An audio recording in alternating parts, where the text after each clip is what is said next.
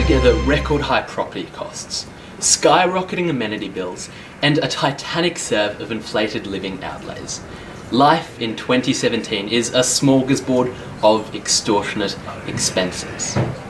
But beyond the smashed avocado hysteria that plagues the headlines, the sobering reality is that 1/3 of Australians live hand to mouth, less than 2 paychecks from the curbside. For an ever-burgeoning number, home is the nearest awning, overhang or shed. Tonight on Four Corners, William Choy peers over the precipice, canvassing the plight and neglect of our hidden homeless.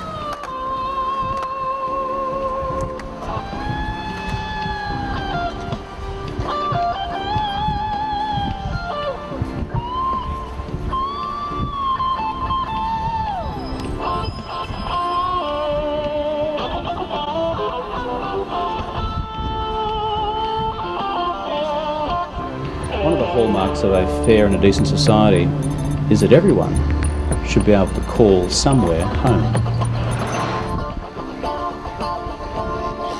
For most, the word homeless is pinned to a clearly demarcated image. The rough sleeper camped out at beaches and local parks. The substance abuser reeking of Benson's, Bundaberg or both. The dull budget skimming off a couple of perks. But for those in the know, all of these stereotypes paint a portrait that is very counterfeit in nature.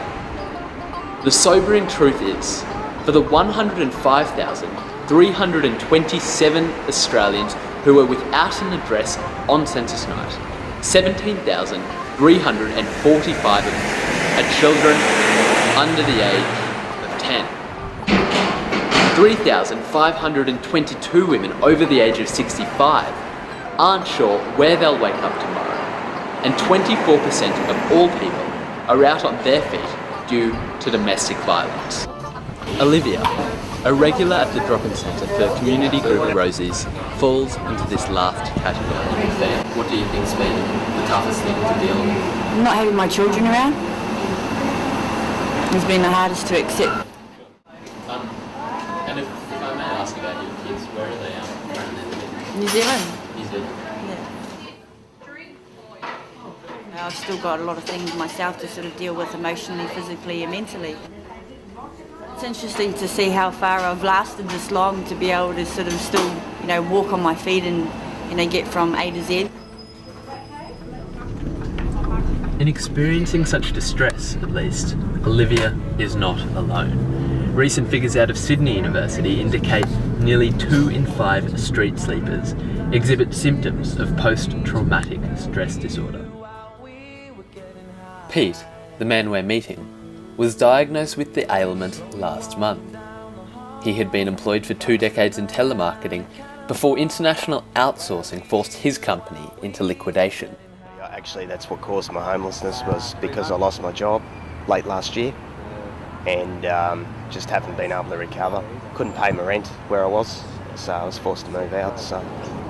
Currently, he subsists with his wife and daughter under a bridge. Yeah, you miss out on a lot. Your life is, you're not living a normal life. Not like the general population that you think. It's just, you sort of roam around. You walk the streets. It's not something that that you'd want to get yourself into once you're in the. Well, you can't be proud of it anyway. Nah, that's right.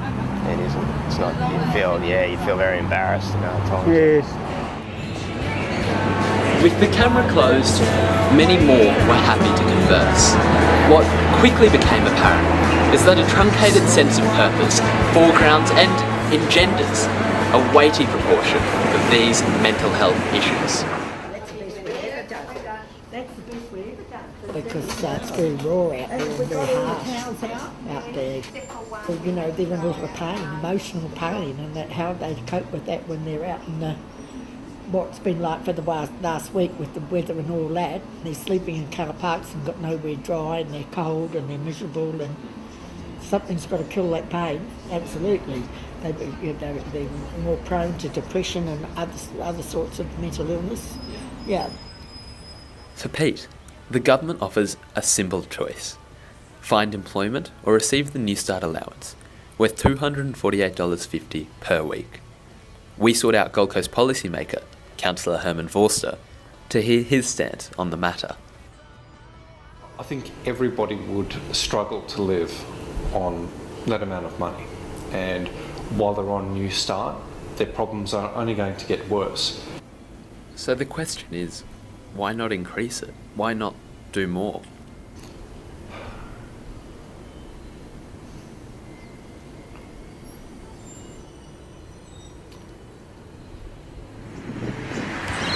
Contrariwise to public perception, people like Pete are motivated to find work. But, as he elucidated, his situation severely constrains his prospects. What's the barrier is being homeless. The biggest things you struggle with is where you can get up in the morning to have a shave, before a certain time you have to start work, having showers and stuff like that. So, yeah, that's the problem until I get a place, getting foot in this place there, and then I can start actively looking for work then. Yeah. A new peer of Councillor Vorster, Crichlow, is dismayed at the emerging ubiquity of vagrancy. And I had this business. I had to go down to Sydney for something. I came back and I stood in Narang Street, Southport, and I made a statement. And we will never see, like I've seen in Sydney, people sleeping on park benches, people sleeping in the parks, homelessness wandering the streets. I couldn't believe that. And here it is, 26 years later. We're not as bad, but we're getting to the stage where it's very, very bad. In 2008, then Prime Minister Kevin Rudd assured he would halve homelessness by 2020. Despite this promise, in the intervening decade there's been a 17% increase in the number of afflicted citizens. And across the board, aid is being supplanted by austerity. In the most recent federal budget, support for pro bono legal services was halved. $500 million was ablated from ATSI initiatives, and $270 million was cut from social services. The affordable housing agreement was also placed on the chopping block, with plans for 25,000 new community residences placed indefinitely in the freezer. This comes as 173,000 individuals are on the public housing waitlist, with gluts of 25 years in certain localities. I was lucky, probably around about 5 to 6 months, and just when we became on a high list of the criteria, so managed to get a 2-bedroom unit very quickly. And when you say 5 or 6 months is lucky, is that what's the regular wait list, or what have other people found? Regular wait list. What do you reckon, Doug? Oh, I've been waiting now for 5 years. We had a pregnant girl with a small child. They were living in her car. Yep. But there was they'd rang everywhere, there was nowhere available. You can't get accommodation when there is none. I think the first step is having that conversation, and I don't know that conversation's being had at the moment by any level of government. Christian Porter, Minister for Social Housing, was unavailable for comment. What's often forgotten on the Hill is that there's a tangible and human cost to these numbers, to these callous cuts, to this deprivation of housing and support. It's a cost that's hard to quantify on a government spreadsheet, on a screen, in a system. But as debate rages in Canberra over Adani, the postal survey and the eligibility of individuals for Parliament, it's important to recall that 63,000 single parents were introduced to New Start in 2016, all because they could not otherwise provide for their children. It's easy to see why they and the 2.2 million Australians living below the relative poverty line feel desperate, destitute and disregarded. Put simply, Our government is not doing enough, not building enough, and not caring enough. Love.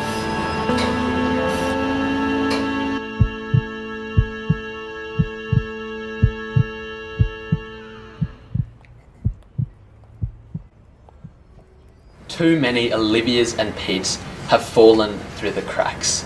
Frankly, it's an ignominy that this occurs in our land of plenty. It's a Kafkian nightmare, a capitalist catch-22. A humanistic and poignant report. Thank you, William. For those who are, or know someone doing it tough, the services featured on tonight's program are detailed on our website. Next week, Mark Willisey reports on the Gold Coast. Not all that glitters is gold. Until then, good night.